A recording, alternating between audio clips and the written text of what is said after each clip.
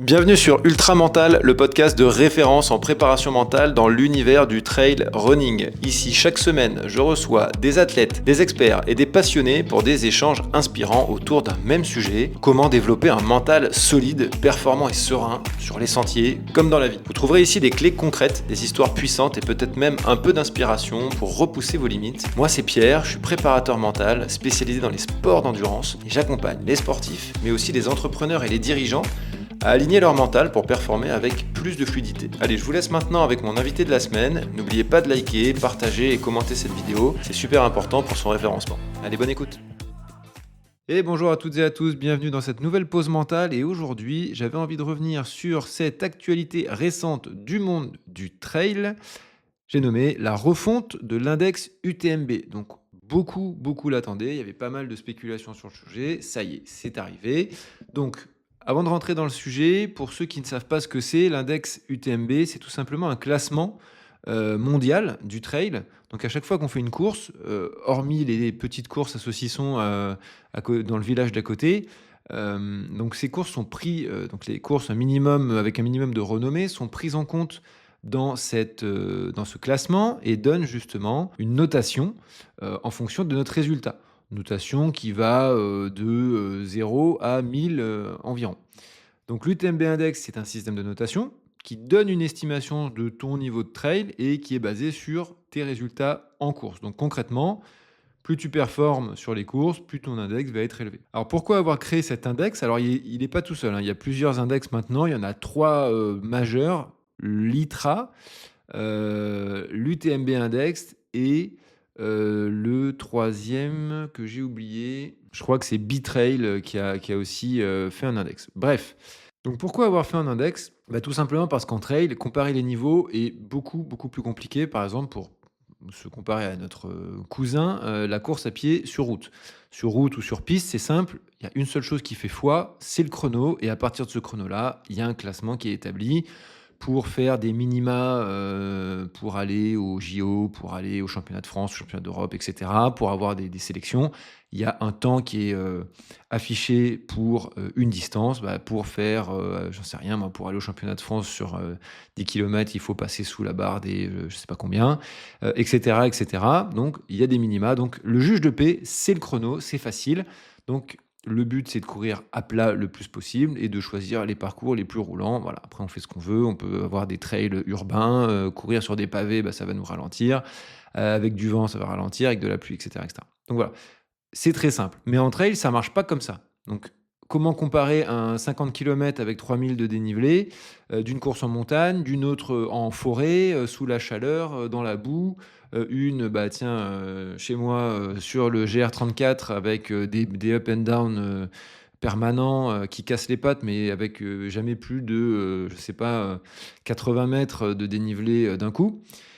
Donc voilà, le temps final, ça veut rien dire. On peut pas comparer ça. Alors l'idée de cet index, c'était de créer un repère justement commun, un système qui prend en compte la difficulté des parcours, de tout en fait, tous les éléments extérieurs, la pluie, le revêtement, la chaleur, etc. Tout pour estimer du coup un niveau réel, une sorte de notation finale qui venait ponctuer en fait cette performance. Voilà, ça c'est pour la définition. Et avant d'entrer dans la problématique que je souhaitais développer ici, je souhaitais poser un cadre important. Ce que je vais partager ici, ça concerne l'immense majorité des coureurs et coureuses, mais pas forcément les 1 ou moins encore, d'élite, de coureurs élites pour qui le classement, comme l'UTMB, Index peut avoir un impact direct.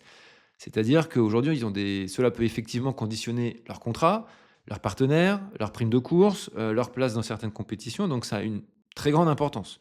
Donc évidemment, pour cette poignée de coureurs, la question de la justesse du classement est essentielle et vraiment, voilà, ça doit être le but étant que si on commence à indexer sur justement cet index du financier et la carrière d'un coureur, il faut évidemment que ce classement soit d'une justesse implacable, ce qui n'était évidemment pas le cas, parce qu'à la base, le classement n'était pas fait pour ça. Mais c'est pour ça qu'il y a une V2 et qu'il est réajusté aujourd'hui. Donc voilà, pour eux, c'est leur métier, c'est leur réalité, c'est différent. Donc moi, je ne m'adresse pas à ces gens-là dans cette problématique-là que je vais soulever. Mais voilà, pour la très grande majorité d'entre nous, c'est pas le cas. On joue ni notre revenu, ni notre carrière. Alors si on va jouer de notre revenu parce que ça te coûte de l'argent, mais on joue pas notre carrière, hein.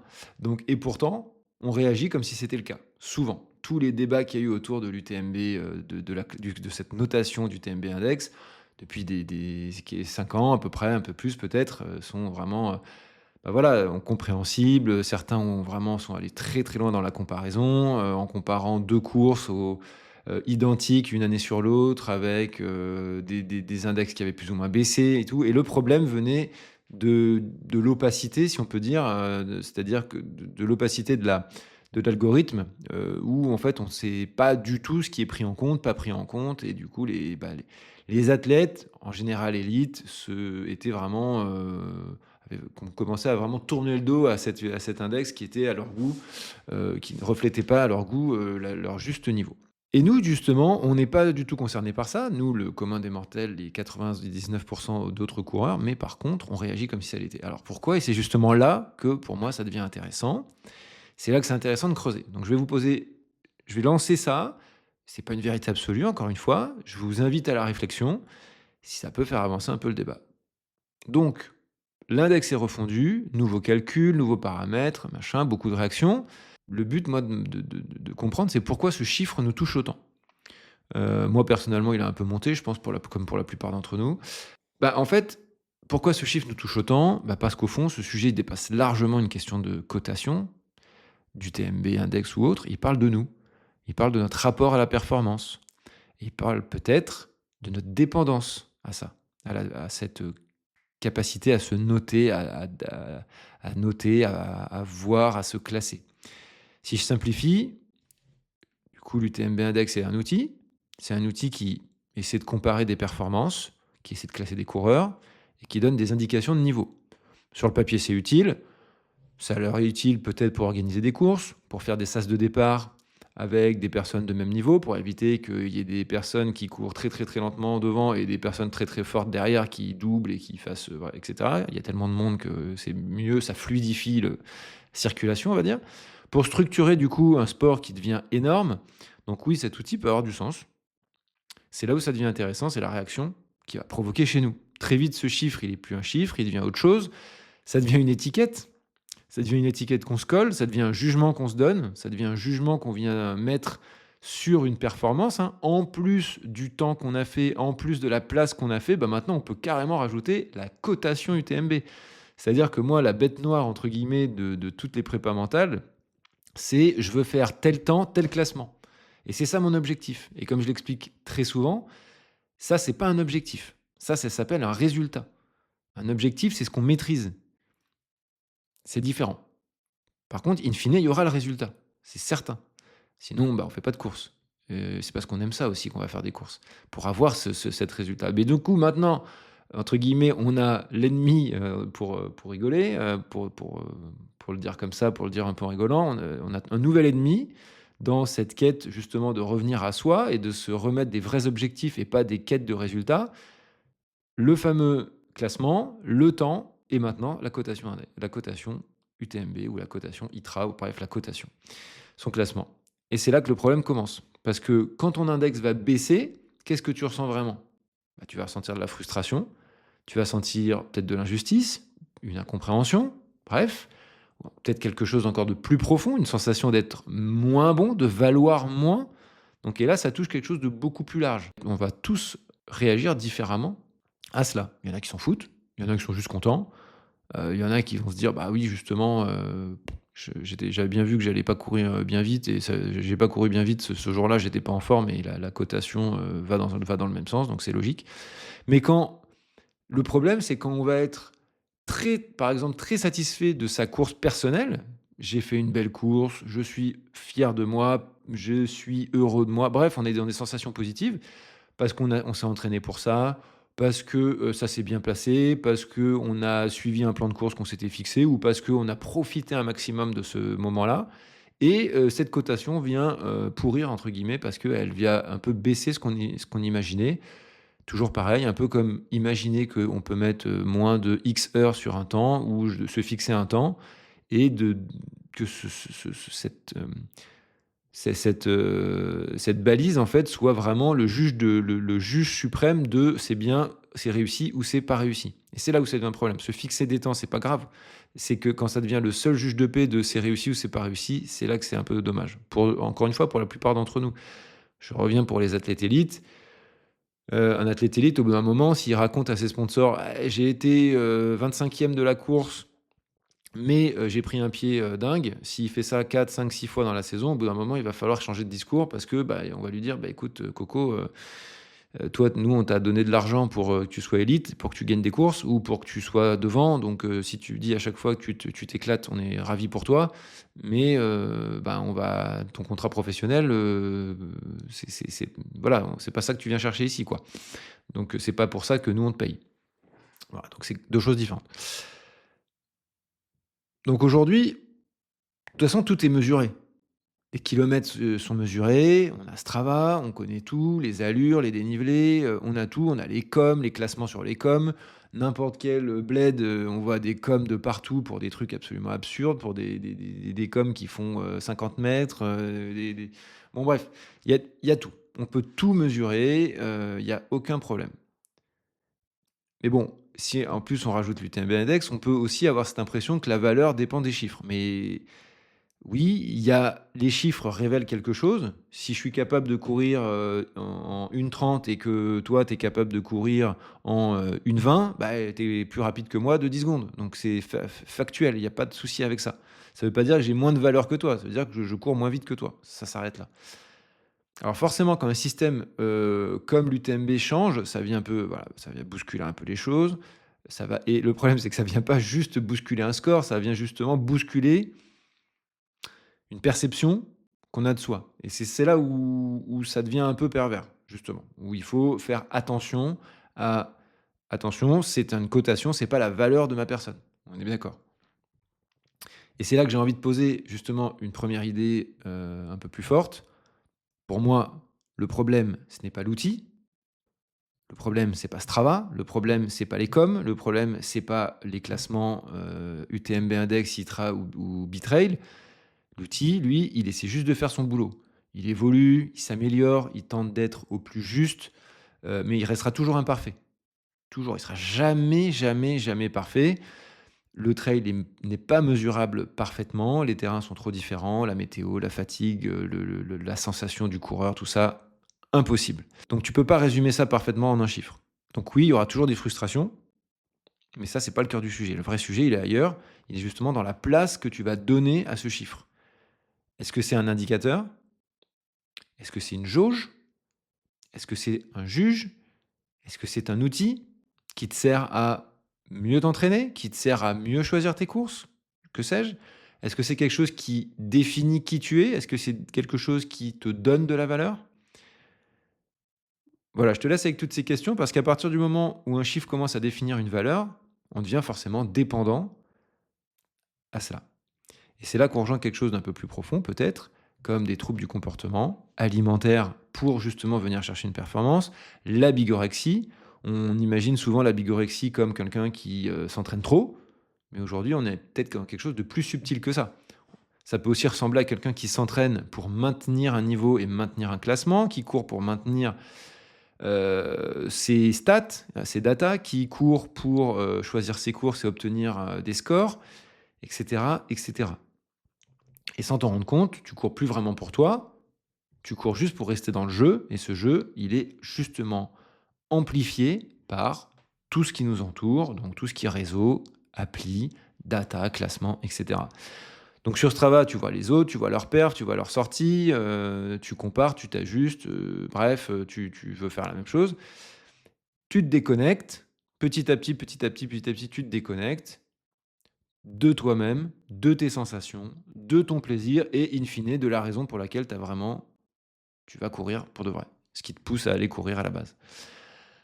Alors forcément, on pourrait dire c'est très très facile de toujours taper sur les plus gros, de dire le problème, et puis de surtout taper sur les autres.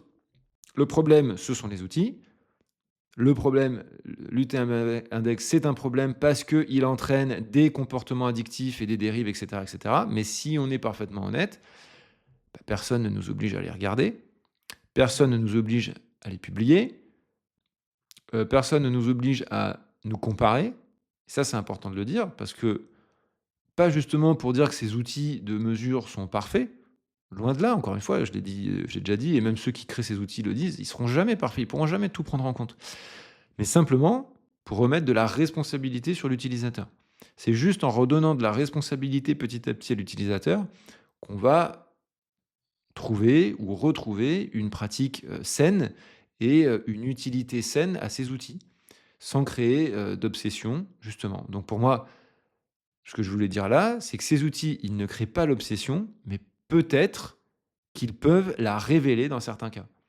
Ils peuvent aussi mettre en lumière peut-être un certain besoin de reconnaissance. Ils peuvent mettre en lumière aussi un certain rapport à la performance. Ils peuvent mettre en lumière des insécurités. Et ça, forcément, c'est pas confortable du tout. Ça, c'est forcément inconfortable. Mais c'est justement aussi une opportunité de se poser des questions. Parce que tu peux tout à fait être addict à ces choses-là sans avoir les réseaux. Tu peux juste être addict parce que, je sais pas moi, dans ta société, t'es le mec ou t'es la nana qui court. Et à partir du moment où tu cours plus, tu peux plus être catalogué comme le sportif de la boîte. Donc c'est embêtant. Donc ça revient au même au final. Mais donc là, il y a plus de question de données, il y a plus de question de rien du tout. C'est juste que bah voilà, c'est dans la vraie vie. Donc ce que ça peut inviter à poser comme question, c'est pourquoi je cours? Est-ce que je serais frustré si personne ne voyait mes séances? Comme on dit, moi je trouve ça rigolo, certains le trouvent, je trouve cette phrase vraiment pas drôle, mais si ça n'existe pas si c'est pas sur Strava.